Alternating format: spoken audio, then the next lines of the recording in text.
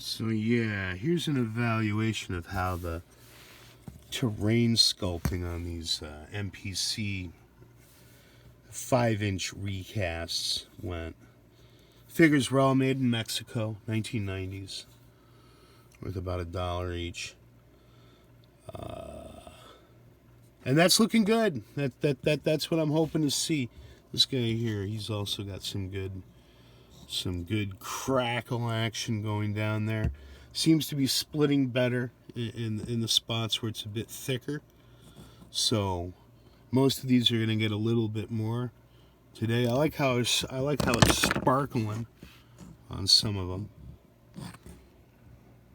This one here especially, you can see how the light interference pigments in the slurry I was using to stain it with. Well, maybe. I guess you gotta kind of be here, don't you? But that's one of the things about the light interference pigments, is that they look differently based upon how the angle of light between the light source, the surface, and your eye changes. It's gonna appear differently. And unfortunately, like this one here, that yellow is sticking great so far.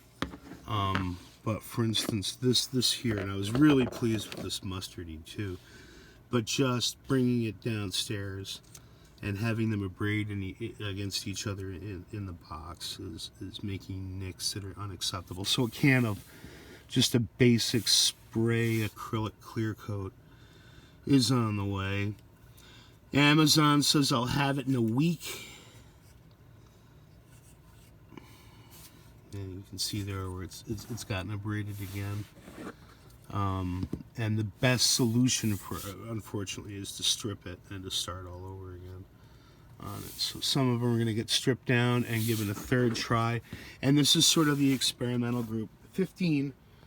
And they're either figures that there were so many of them in the other box that it was okay to just sort of experiment and learn with them a bit, and they had the broken gun barrels or broken tool pieces. So this is the experimental batch.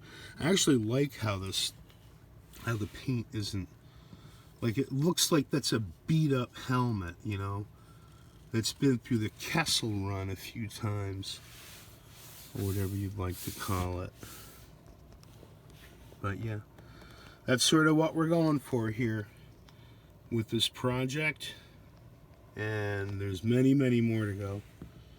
Yeah, 28, 43 and all.